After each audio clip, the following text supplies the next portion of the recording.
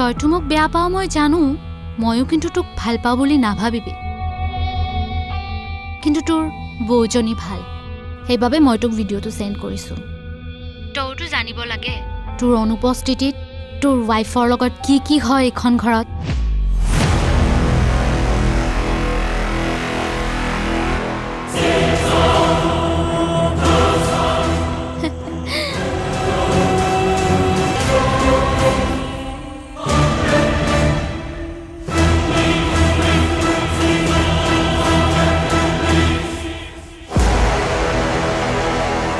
আপোনাক অশেষ ধন্যবাদ উকিল চাহেবা।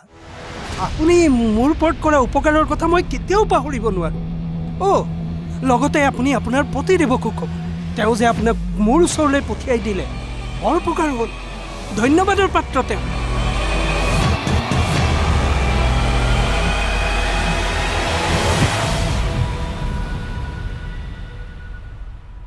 তোমাক কথাবোৰ নকওঁ বুলিয়ে ভাবোঁ, কিন্তু নকলেও ভাল নালাগে। তই যি কৰিছ ভুল কৰিছ কস্তুৰী। তুমিতো তেনেকৈ ক'বাই, সদায় তুমি আৰ্যনৰ পক্ষই লোৱা। ইয়াত পক্ষ লোৱাৰ কোনো কথাই নাহে কস্তুৰী। ভুলটোক মই ভুল বুলি কমেই।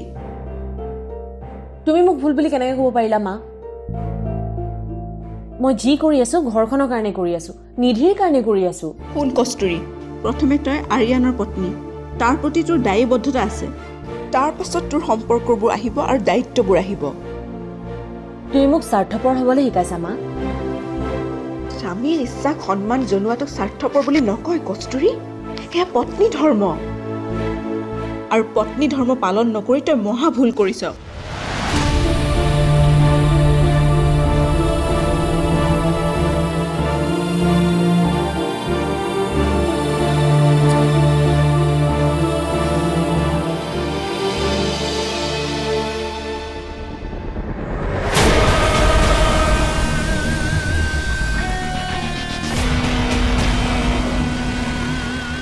মা চাওঁ এপিনে বহাচোন। কি হ'ল আৰিয়ান? বহা। এই ভিডিঅ'টো চোৱা।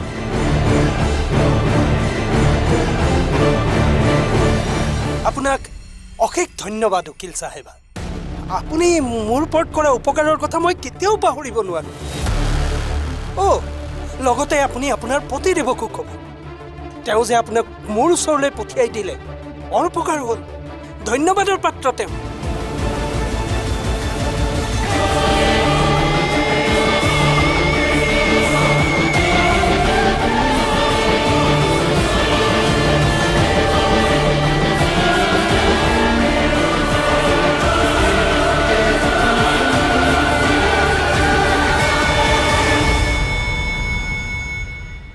এটা কথা বুজি পোৱা নাই বৌ।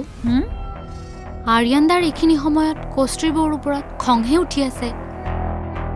এতিয়া জানো ভিডিঅ'টোৱে কামত দিব? অন্তৰা, তুমি যে একেবাৰে সৰু ছোৱালী। তুমি কি ভাবিছা খং মানুহৰ আটাইতকৈ ডাঙৰ শক্তি? খং হৈছে মানুহৰ আটাইতকৈ ডাঙৰ দুৰ্বলতা। বুজা নাই?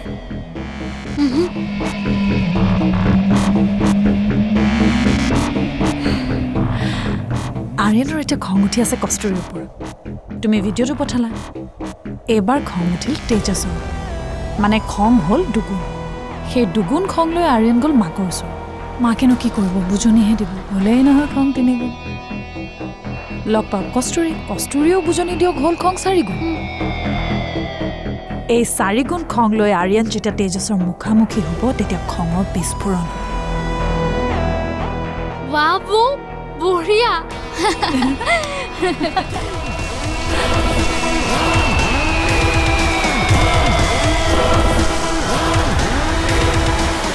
চোৱা মা, বিয়া হৈ অহাৰে পৰা দাদাই কস্তুৰী বেয়া ব্যৱহাৰ কৰি আহিছে, কিন্তু কস্তুৰীয়ে আজিলৈকে এটা শব্দও কোৱা নাই দাদাৰ বিৰুদ্ধে। সকলোবোৰ সহ্য কৰি আছে তাই নীৰৱে। কি কৰিবি জানোই দেখোন, সি তেনেকুৱাই বুলি ক'লে সকলোবোৰ কথা শেষ হৈ নাযায় মা।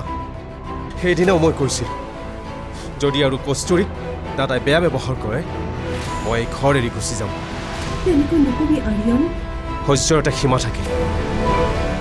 দাদাই সেই সীমা অতিক্ৰম কৰিছে। তেনেকুৱা নকৰিবি আৰিয়ান, মোক এৰি থৈ নাযাবি আৰিয়ান।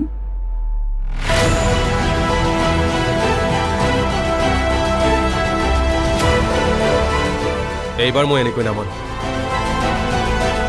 যদি মই এইখন ঘৰত থাকিব লাগে, দাদাই কস্তুৰীৰ ওচৰত ক্ষমা বিচাৰিব লাগিব। এতিয়াই মাতা, ক'ত আছে সি? অকল ক্ষমা বিচাৰিলে নহ'ব, ভৱিষ্যতে এনেকুৱা কাম নকৰোঁ বুলি প্ৰতিশ্ৰুতিও দিব লাগিব।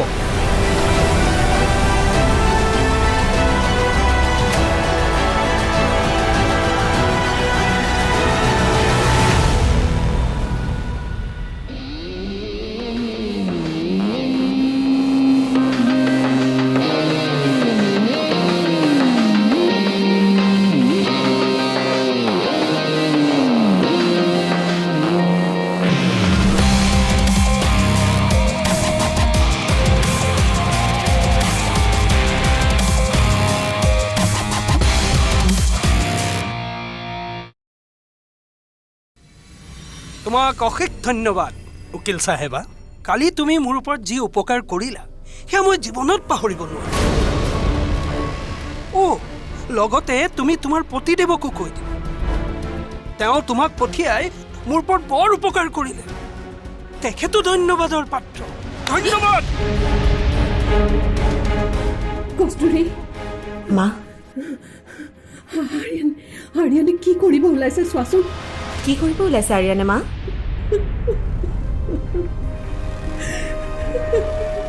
মা, আপুনি কান্দিছে কিয়?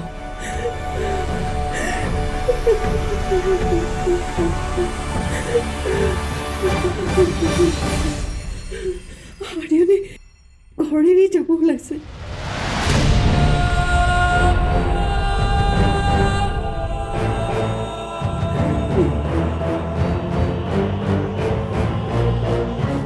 তেজসে তোমাক বেয়া ব্যৱহাৰ কৰাত তাৰ খুব খং উঠিছে। সি এতিয়া জেদত লাগিছে। হয় তেজসে তোমাক ক্ষমা বিচাৰক, নহ'লে সি ঘৰ ত্যাগ কৰিব।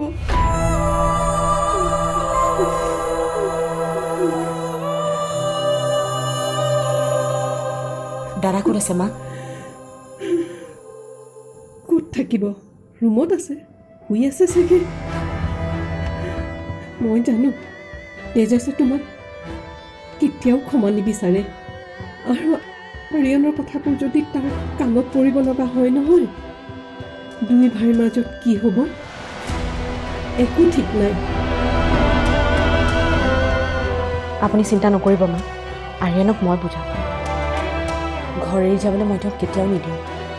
আপুনি কেৱল দাদাক কথাবোৰ গম পাবলৈ নিদিব। কি কৰোঁ মই?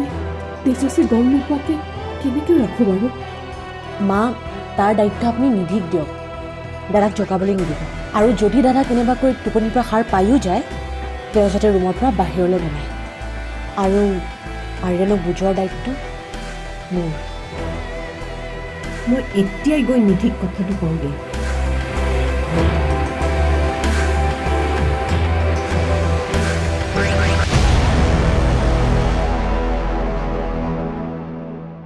কি হৈছে মা? আৰিয়ানে আপোনাক ডাঙৰ ডাঙৰকৈ কি কথা কৈ আছে? মোৰ বৰ ভয় লাগিছে নিধি। তেজসৰ ওপৰত আৰিয়ানৰ বহুত খং উঠিছে। তুমি এটা কাম কৰা, বাহিৰৰ কথাবোৰ যাতে তেজসে গম নাপায় তাৰে ব্যৱস্থা কৰা। দৰকাৰ হ'লে দৰ্জা বন্ধ কৰি তাক তাৰ ৰুমতে আবদ্ধ কৰি ৰাখা। ভুলতো যাতে সি বাহিৰলৈ ওলাই নাহে।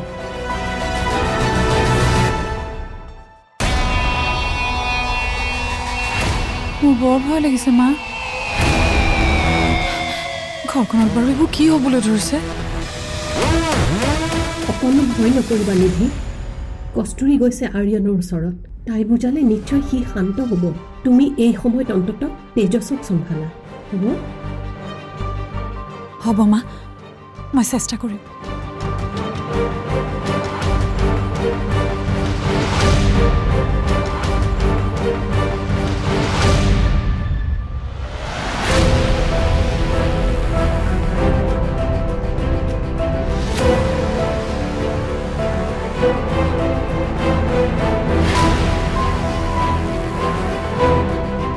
আৰিয়ান,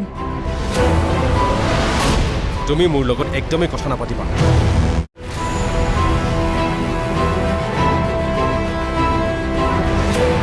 আপুনি চিন্তা নকৰিব মা আৰিয়ানক মই বুজাম ঘৰ এৰি যাবলৈ মই তেওঁক কেতিয়াও নিদিওঁ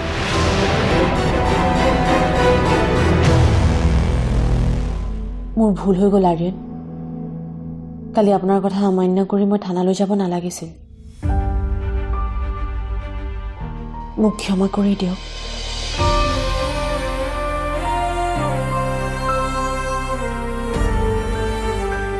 মই আপোনাক কথা দিছোঁ জীৱনত আৰু কেতিয়াও আপোনাৰ কথা নেপেলাওঁ আপুনি যি কয় তাকেই শুনিম কিন্তু প্লিজ আপোনাৰ এতিয়া খংটো কমাওক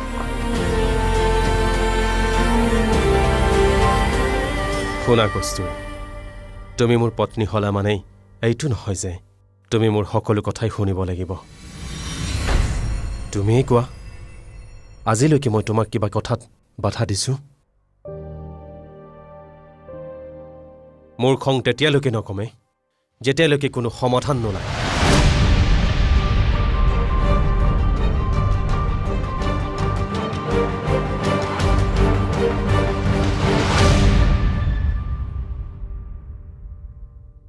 বৌ এতিয়া কি হ'ব কি হ'ব আৰু এতিয়া মই যাম গৈ তেজছক জগাম আৰু তাৰ পিছত কি হ'ব সেইটোতো তুমি জানাই দুই ভাইৰ মাৰপিট আৰম্ভ হ'ব নেকি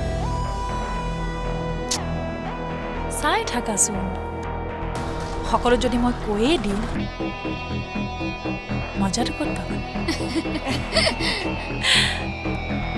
এই আৰিয়ানটোৱে দুটামান খোচা খালে মই বহুত শান্তি পাম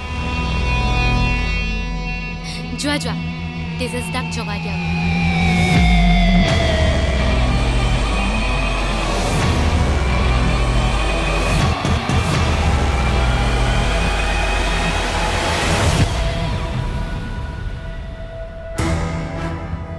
আপুনি তেনেকৈ কেনেকৈ ক'ব পাৰে আৰিয়ান এবাৰ মালৈ চাইছেনে দুখ নালাগেনে আপোনাৰ হেৰুৱাৰ ভয়ত কেনেকৈ কান্দিছে তাৰমানে তুমি এইবাৰো মোৰ বিৰুদ্ধে থিয় দিলা আৰিয়ান আপোনাৰ হৈছে কি এইখন আমাৰেই ঘৰ ইয়াত কাৰোবাৰ বিৰুদ্ধে থিয় দিয়া কাৰোবাৰ সপক্ষে থিয় দিয়া ধৰণৰ কথা কেনেকৈ আহি পৰে